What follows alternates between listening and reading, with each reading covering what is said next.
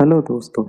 आपने इंटरनेट पर मौजूद अनेकों मिस्टीरियस इवेंट्स के बारे में तो सुना ही होगा, पर आज हम जिस घटना से आपको रूबरू कराने वाले हैं वह एक असाधारण घटना थी जिसके कारणों की असल वजह आज तक कोई भी नहीं जान सका है। ये घटना है एक ऐसे लाइट हाउस की और वहाँ रहने वाले 3 लोगों की कि वो लोग कहाँ गायब हो गए, इसका आज तक कोई सुराग नहीं मिल पाया। तो शुरू करते हैं आज का वीडियो, जानते हैं इसके बारे में विस्तार से। वेस्टर्न स्कॉटलैंड में फ्लैनन आइलैंड अनेकों छोटे छोटे आइलैंड का एक समूह है। 16 दिसंबर 1900 की सुबह आर्टर नाम का एक स्टीमर फ्लैनन आइलैंड के पास से होकर गुजर रहा था। तभी स्टीमर के कैप्टन एलन मोर आइलैंड के लाइट हाउस को निष्क्रिय अवस्था में देखा।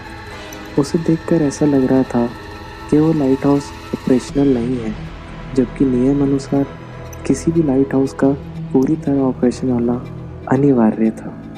स्टीमर के कैप्टन ने तट पर पहुंचकर उस लाइट हाउस के रख रखाव करने वाली एजेंसी को बताया, जिसे सुनकर वहां के सभी लोग हैरान रह गए, क्योंकि रख रखाव करने वाली एजेंसी द्वारा पिछले ही हफ्ते उस लाइट हाउस के लिए 3 लोगों को तैनात किया गया था, जिनका नाम था डोनाल्ड मैकार्था, थॉमस मार्शल और जेम्स डुकाट।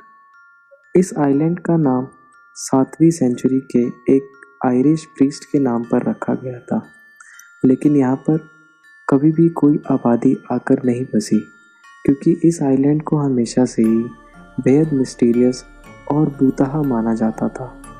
इस जगह को अनेकों घटना और अनहोनी का गवाह माना जाता था।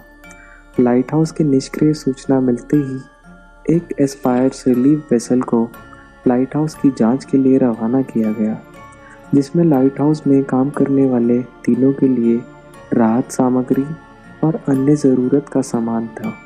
इस वेसल के कैप्टन का नाम था जेम्स हार्विस।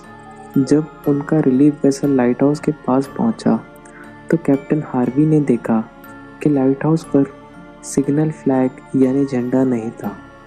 किसी भी लाइट हाउस पर लहरा रहे झंडे का अर्थ होता है कि उस लाइट हाउस में स्टाफ मौजूद है और लाइट हाउस सुचारू रूप से काम कर रहा है। फ्लैग को अपनी जगह पर ना देखते ही कैप्टन ने जहाज से ज़ोर ज़ोर से हॉर्न बजाना शुरू कर दिया, लेकिन हॉर्न की गूंज के बावजूद लाइट हाउस में कोई भी हलचल नहीं हुई।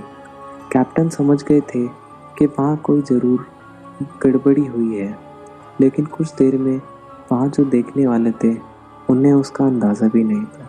किनारे पर पहुँचते ही हार्वी ने देखा कि लाइट हाउस के बाहर कुछ सप्लाईज क्रेट पड़ी हुई थी, जबकि इन सप्लाईज क्रेट्स को लाइट हाउस के अंदर रखा जाना चाहिए था और अंदर रखी खाली सप्लाई क्रेट्स को बाहर होना चाहिए था।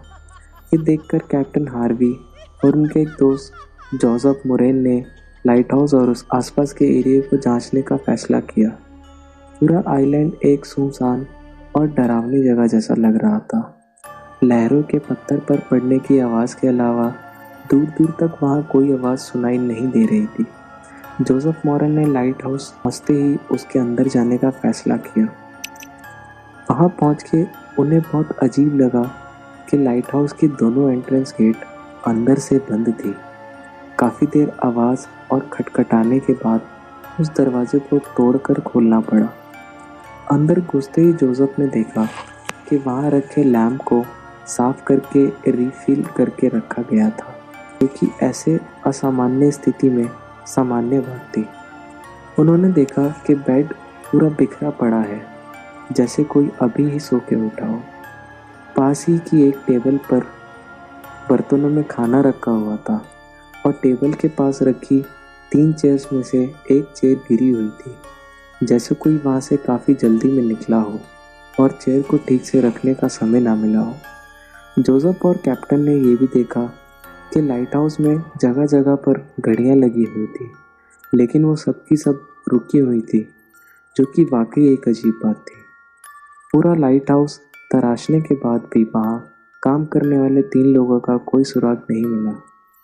लाइट हाउस से बाहर निकलते टाइम उन्होंने देखा कि गेट के पास लगे हैंगर्स में से एक हैंगर पर ओवरकोट टंगा हुआ था, बाकी दो पर ओवरकोट नहीं था, जिसका मतलब था कि बाहर निकलते टाइम दो लोगों ने ओवरकोट पहन लिया और एक जल्दबाजी में कोट नहीं पहन पाया।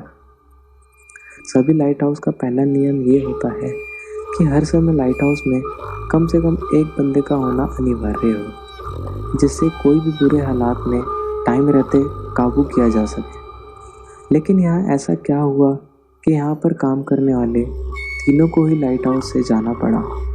ये एक ऐसा सवाल था जो वहाँ हर एक आदमी के दिमाग में चल रहा था और उन्हें विचलित कर रहा था। कैप्टन हार्वी जोसेफ और उनके बाकी साथी समझ गए थे कि इस लाइट हाउस में कुछ ना कुछ तो अजीब हुआ है। उन्होंने आसपास के अन्य इलाकों में उन तीनों की खोजबीन की और बिना किसी सुराग के वापस लौट आए। तीनों लोगों के लापता होने की खबर को टेलीग्राफ से नॉर्दर्न लाइट हाउस बोर्ड को भेजी गई। इसके बाद इस केस की इन्वेस्टिगेशन की जिम्मेदारी नॉर्दर्न लाइट हाउस के सुपरिटेंडेंट रॉबर्ट मोरहेड को दिया गया और यहीं से इस अनसुलझी घटना में नए नए रहस्य जुड़ते चले गए। इस ऑफिशियल इन्वेस्टिगेशन के शुरुआत में ही रॉबर्ट को लाइट हाउस लॉग बुक मिली। लॉग बुक वो बुक होती है जिसमें लाइट हाउस या मौसम से जुड़ी हर छोटी बड़ी घटना को लिखना होता है। लॉग बुक में 15 दिसंबर की शाम के बाद कुछ नहीं लिखा था, जिससे साफ पता चलता है कि 15 दिसंबर सूरज ढलने के बाद उन तीनों के साथ कुछ रहस्यमय घटना घटित हुई। लॉग बुक में 12 दिसंबर को थॉमस मार्शल ने लिखा कि उस दिन लहरें बेहद ही तेज़ी से किनारों से टकरा रही थी और उन्होंने इस तरह की डरावनी लहरें अपने 20 साल के करियर में कभी नहीं देखी थी। साथ ही उसमें जेम्स टुकात के बारे में लिखा था कि वो सुबह से गुमसुम हैं और डोनाल्ड मैकार्टा रो रहे हैं और बेहद ही घबराए हुए हैं। जांचकर्ता रॉबर्ट को ये बात बेहद ही अजीब लगी, क्योंकि लाइट हाउस पर काम करने वाले तीनों ही बेहद एक्सपीरियंस्ड और मजबूत डील डॉल वाले थे। उन लोगों का ऐसा लहरों को देखकर घबरा जाना कोई सामान्य बात नहीं थी। 13 दिसंबर में लॉगबुक में लिखा गया कि हवाओं का रुख अब कुछ बदला हुआ सा है, लेकिन समुंदर आज भी ज़्यादा भड़का हुआ लग रहा है।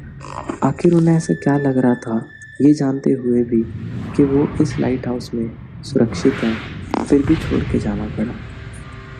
आखिरी पन्ने पर यानी 15 दिसंबर को लिखा गया और हवाओं की गति अब कम हो गई है। उससे भी हैरानी की बात यह है कि उस आइलैंड से पास होने वाले किसी भी जहाज़ ने 12, 13, 14 और 15 को मौसम खराब होने की कोई रिपोर्ट दर्ज नहीं कराई। ना ही मौसम विभाग को ऐसी कोई खबर मिली थी, क्योंकि फ्लैनन आइलैंड कई आइलैंड का समूह है, तो एलियन मुरे के आसपास अन्य जहाज़ों और आइलैंड से 12, 13, 14 या 15 को मौसम के ख़राब होने के बारे में पूछा गया, लेकिन सभी का यही कहना था इन दिनों मौसम साफ था। तो आखिर ऐसा क्या हुआ कि बस उन तीनों को ही उस अजीब मौसम का सामना करना पड़ा। अगर वो लाइट हाउस से चले गए तो लाइट हाउस के दरवाजे अंदर से बंद कैसे थे, और अगर वो लोग अंदर ही थे तो फिर उनका कोई सुराग क्यों नहीं मिल पाया। इस बात का खुलासा आज तक नहीं हो पाया। उन लोगों को भी आभास हो रहा था कि जो भी उनके साथ हो रहा था वो कल्पना थी या फिर रहस्यमय सच। आखिर वो उस सुनसान आइलैंड से कहाँ गायब हो गए। उस दिन के बाद से ना ही उन तीनों लोगों का कुछ पता चला, ना ही इस मिस्ट्री को आज तक कोई सुलझा पाया है, और इसी कारण इसको इतिहास की सबसे अजीब और रहस्यमय घटना का दर्जा दिया जाता है। इस अजीब घटना के बारे में आपकी क्या राय है, प्लीज़ कमेंट करके बताइए, और ऐसे ही फैक्ट्स को जानने के लिए प्लीज़ सब्सक्राइब करें मेरे चैनल को।